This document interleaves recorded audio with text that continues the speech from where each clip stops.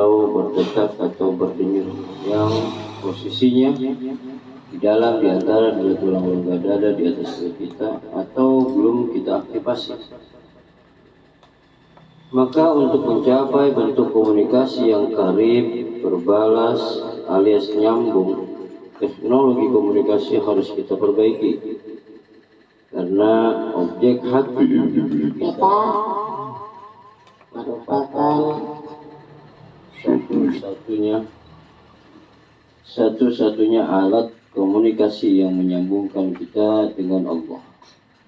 Inilah kenapa Al-Quran senantiasa berbicara perbedaan antara kita yang hidup dengan kita yang mati dalam konteks objek hati individu kita. Sebab hidupnya objek hati individu kita merupakan awal dari hidup atau hadirnya Tuhan dalam individu kita. Karena yang disebut kehadiran Allah adalah kemampuan untuk akrab dan komunikatif dengan Allah. Apa yang kita bahas ini bukanlah ilmu hebat-hebat kali, bukan ilmu tinggi, bukan ilmu yang dikhususkan bagi ulama kelas super. Ini murni ilmu untuk kita orang awam, untuk kita semua. Ini adalah ilmu bagaimana cara menghidupkan objek hati individu kita agar komunikasi dengan Allah dapat terjaga. Agar kita terbangun dari tidur kita, dari kematian kita, kita merasa selama ini kita sudah hidup, padahal total mati, karena belum pernah sekalipun berbicara dengan Tuhan kita.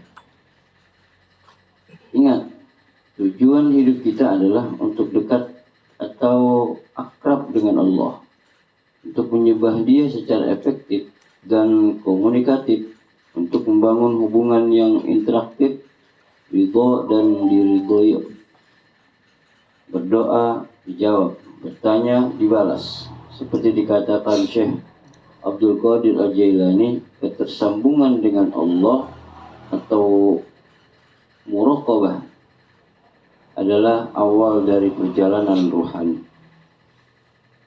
Begitulah sejatinya ketauladanan dalam bertuhan yang diperlihatkan para nabi. Maka mereka akrab dengan Tuhannya. Kita pun harus begitu.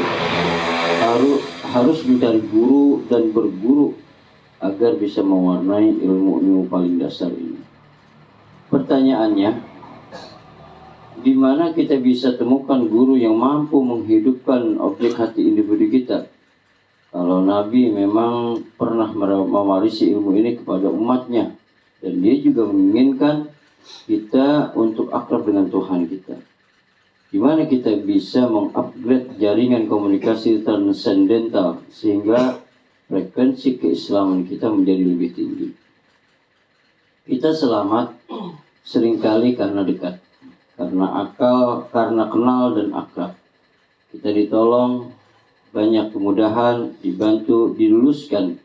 Inilah pentingnya networking, silaturahmi, tentu tanpa mencurangi yang lain.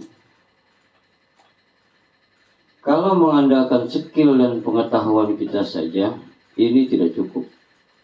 IQ tidak selalu menjadi penentu kesuksesan kita. Justru hubungan emosi dan kemampuan merajut komunikasi atau EQ yang membantu kita untuk tumbuh. Ini selalu diajarkan dalam forum-forum leadership. Ini dunia. Untuk akhirat juga begitu. Selamat atau tidaknya kita bukan karena kecerdasan ilmu agama, bukan karena banyak tahu, tetapi sejauh mana kita mampu membangun keakraban dengan Allah. Kemampuan mengelola emosi saat berhubungan dengan sesama manusia atau hablum minan nas, atau disebut emotional quotient atau EQ. Banyak seminar dan pelatihan yang ditawarkan untuk mengupdate kemampuan dunia kita untuk berinteraksi dengan sesama manusia. Sedangkan metodologi berinteraksi dengan Allah atau hablum minallah, atau disebut spiritual fusion atau SQ, ada guru yang mendidik adab lahir dan batin kita untuk akrab dengan Allah. Ada guru atau buruk atau Jibril yang bertugas menerbangkan kita ke sisi Allah. Kerjanya membantu, membersihkan, mensucikan, menyambungkan ruh kita dengan ruhnya. Kita dibawa atau dipertemukan atau diperkenalkan dengan Allah. Kalau sudah akrab, jadilah kita sebagai sahabat atau kekasih Allah. Sudah jadi orang dalam, ahli rumah. Jadi cerdas otak ini penting supaya kita mengetahui tentang Allah. Tapi cerdas ruh dan objek hati individu kita ini sangat penting agar kita mengenal dan dikenal oleh Allah. Adapun kini yang menjadi pertanyaan kita yaitu bagaimana cara membina hubungan agar akrab dengan Allah. Pertama, seringlah memuji-muji dia, menyebut-nyebut namanya. Ini kan ilmu lobby. Sering muji dengan manusia juga begitu. Cuma manusia tidak tahu kalau ada orang yang sedang menipu. Memujinya pura-pura dan untuk kepentingan murahan semata. Kalau Allah tahu kalau Allah tahu mana orang yang dengan berat individunya menyebut namanya dan mana yang ikhlas sepenuh jiwanya. Inilah yang disebut zikir. Senantiasa menyebut, memuji dan mengingatnya. Yang sungguh-sungguh memanggilnya pasti akan didekati dan dijawabnya. Firman Allah Subhanahu wa taala dalam Al-Qur'an surah Al-Baqarah surah kedua ayat 186, "Wa idza sa'alaka 'ibadi 'anni fa inni qarib ujibu da'watad da'i idza da'an falyastajibu li wal yu'minu bi la'allahum yarshudun." Apabila hamba-hambaku bertanya kepadamu Nabi Muhammad tentang aku, sesungguhnya aku dekat. Aku mengabulkan permohonan orang yang berdoa apabila dia berdoa. Apabila dia berdoa kepadaku, maka hendaklah mereka memenuhi perintahku dan beriman kepadaku, agar mereka selalu berada dalam kebenaran. Bahkan kalau sudah sangat dekat, bisa bercakap-cakap dengan Allah Subhanahu wa ta'ala, seperti para nabi dan para walinya. Kedua, memperbanyak setoran. Sekedar memuji ini mudah, tapi kalau udah masuk tahap setoran ini payah. Sebab setoran ini mengikis pundi-pundi kita. Makanya sedekah ini berat sekali. Sehingga harus terus kita latih, baik banyak maupun sedikit. Kita sebagai manusia sendiri senang dengan tukang setor. Allah juga begitu. Apalagi yang menyetor ini ikhlas, menganggap apa yang disetor sebenarnya milik Allah. Adapun apa konsekuensinya? 1% kita setor, 10% dia balas. Karena pada prinsipnya dia maha pemurah. Kalau kita pemurah, dan dia ini sebagaimana kita, kalau kita pelit, dia lebih pelit. Ini dengan Allah, dengan Nabi atau orang yang membawa ruh Allah juga begitu. Cara akrab ya dengan memperbanyak menyebut namanya, bersedekah dan bersolawat kepadanya. Banyak orang di akhirat selamat hanya gara-gara akrab dengan Nabi, bukan karena banyak kali pelaksanaan sholat. Di lisan dan objek hati ini, di lisan dan objek hatinya selalu ada sholawat, yang sesungguhnya ini juga inti dari pelaksanaan sholat. Ini faktor kita mendapat syafaat. Tanda akrab dengan Allah, kita bisa bercakap-cakap dengannya kapanpun kita mau. Dia meladeninya, dia hadir kapan saja untuk berkomunikasi dengan kita. Sebab Islam itu tinggi. Kalau kita sebagai umatnya bisa menjangkau yang maha tinggi, Dan bagaimana kalau belum? Berarti kita masih menganut tipe Islam yang rendah, yang masih berjarak jauh dengan Allah. Maka kini yang menjadi pertanyaan kita yaitu bagaimana cara mendekatkan individu kita atau akrab kepada Allah. Apakah kita harus menjadi ulama untuk bisa dekat dengan Allah? Atau apakah kita harus menjadi ustadz untuk dekat dengan Allah? Ataukah apakah harus menjadi profesor, doktor untuk dekat dengan Allah? Maka marilah kita melihat siapa orang yang paling dekat dengan presiden. Maka pasti orang yang paling dekat dengan presiden adalah istrinya. Walaupun istrinya bodoh sekali, tapi inilah kekasihnya. Bukan orang-orang dengan 1001 gelar, pangkat dan jabatan. Maka demikian pula untuk menjadi kekasih Allah harus kita tempuh melalui jalur khusus atau khawas, yaitu jalur sentuhan objek hati individu kita yang sudah hadir atau hidup atau berdetak atau berdenyut menyebut asmanya, yang posisinya di antara dua tulang rongga dada di atas perut kita, dan bukan dengan jalur formal. Mungkin ada ulama, ustadz, profesor, doktor yang juga menjadi kekasih Allah. Yang penting mampu berbicara, cakap-cakap dan bersinagurau dengannya. Dengan kata lain, menguasai ilmu komunikasi transenden, heart to heart. Ilmu yang kalau kita berbicara, Allah membalasnya. Pun kalau Allah berkata-kata kepada kita, kita mampu menjawabnya. Ini yang disebut ridho dan diridhoi. Itu komunikasinya efektif atau alami berbalas. Sebab ada bentuk komunikasi lain dengan Allah, yaitu komunikasi bertepuk sebelah tangan, yaitu tidak berbalas. Kita sendiri yang ngomong, Allah diam saja. Mungkin dia mendengar, tentu dia maha dengar, maha mendengar, tapi dia juga maha cuek, malas menjawabnya, tidak dipedulikannya kita. Jenis komunikasi dengan Allah. Komunikasi dengan Allah ada dua. Pertama, komunikasi artifisial. Seperti yang kita bahas di atas, kitanya yang aktif, Allahnya santai saja. Kita berdoa terus siang malam dalam pelaksanaan sholat, dalam wirid, dalam zikir dan sebagainya.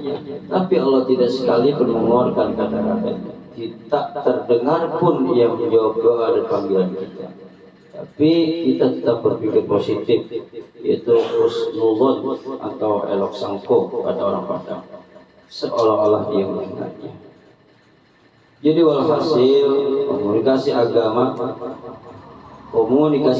kita kelihatannya masih pada level elok sangko, yaitu kita duga Allah mendengar kita. Belum bisa kita pastikan apakah dia benar-benar mendengar kita, karena tidak ada feedback apapun dari pola komunikasi yang kita bangun. Tidak ada jalur yang buat kita akrab untuk mengetahui responnya. Tidak ada telepon atau WA yang masuk dari Allah Subhanahu wa Ta'ala. Inilah bentuk komunikasi yang pertama dengan Allah, yaitu seperti kita bicara dengan dinding, karena sinyal yang kita bawa masih bersifat artifisial atau baharu, atau buatan atau tidak alamiah, sehingga kita tidak segelombang dengan Allah. Doa dan bacaan kita tidak sampai atau tidak nyambung atau tidak tersahuti atau tidak ada balasan. Allahnya terkesan mati, tidak terlacak dia ada di mana. Kitanya yang bicara terus.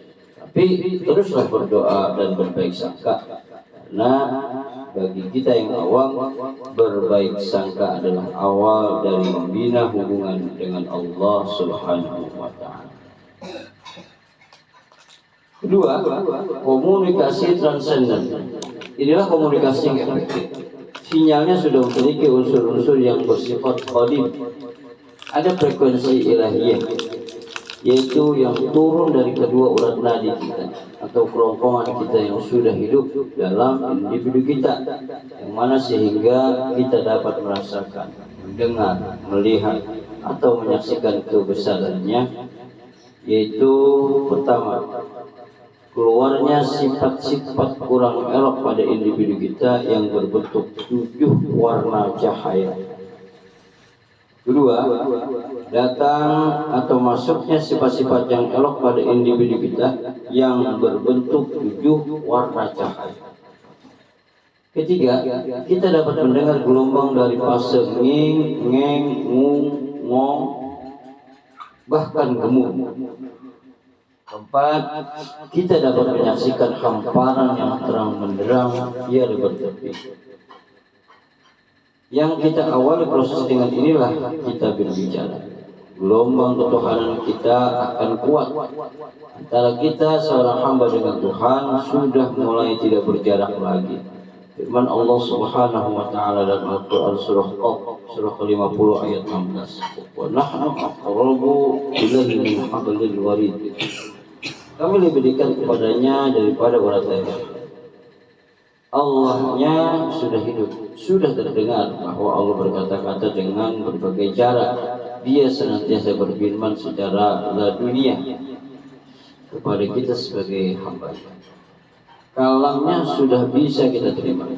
Telepon mulai berdering. Di saat Allah mau berbicara, selalu ada notifikasi pada individu kita ketika masuk pesan dari Allah Subhanahu wa taala. Kira-kira begitu. Artinya, hubungan dengan Allah sudah pada level hak, pasti, tidak lagi duga-duga. Bukankah para nabi dan orang-orang soleh mengalami hal seperti ini? Dalam historis ada seorang pedagang yang nakal dengan perempuan. Setiap ada cewek yang lewat di pasar, disiwilinya, cicit, hanya sebatas itu. Suatu ketika ia meninggal dan dilaporkan ke Nabi. Nabi mengatakan ahli surga dia. Sahabatnya bertanya, kok bisa begitu ya Rasulullah? Nabi menjawab, karena kecintaan dia kepadaku lebih tinggi daripada kecintaannya kepada semua cewek itu. Intinya, cintai Rasulullah melebihi siapapun. Kalau tanpa mengganggu anak orang, tentu lebih bagus. Historis itu tidak seberapa dibandingkan dengan apa yang dialami seorang Bani Israel. Disebutkan ia berumur sangat panjang, 200 tahun. Semua dihabiskan dalam maksiat. Sampai-sampai saat dia mati, kaumnya membuang jasadnya ke tumpukan sampah. Uniknya, Allah memerintahkan Musa alaihissalam untuk memandikan dan mengkafankan tubuhnya. Bani Israel heran, kenapa Musa memperlakukannya begitu? Musa juga tidak tahu kenapa orang ini begitu istimewa. Ia hanya menjalankan perintah Allah sampai kemudian atas desakan kaumnya, Musa alaihissalam bertanya kepada Allah. Allah Subhanahu wa taala menjawab, memang benar. Memang mereka benar bahwa lelaki itu telah durhaka selama 200 tahun. Hanya saja suatu hari saat ia membuka Taurat dan melihat ada tulisan nama kekasihnya Muhammad, nama kekasihku Muhammad sallallahu alaihi wasallam, ia mencium dan meletakkannya di antara kedua mata. Aku menerima apa yang ia lakukan dan telah ku ampuni untuknya dosa-dosa yang dilakukan selama 200 tahun. Adapun kesimpulannya, umumnya kita masuk surga yaitu kalaupun masuk ini murni karena faktor dekat dengan Allah dan cinta Rasulullah. Kalau mengandalkan yang lain susah. Amal kita sangat sedikit. Pelaksanaan sholat tentang berenang sama sekali tidak khusyuk, apalagi dengan kita yang dosa yang menumpuk, mustahil masuk surga. sebiji zarah saja tersisa dosa di individu kita, harus haram mencium bau surga. Karena surga tempat paling suci hanya untuk yang sudah suci. Tapi jika mengingat besarnya peluang untuk dekat dan memperoleh kasih sayang Allah, mustahil ada yang masuk neraka. Selamat datang Rabiul Awal, selamat datang ya Rasulullah. Allahumma salli ala Muhammad wa ala ali Muhammad.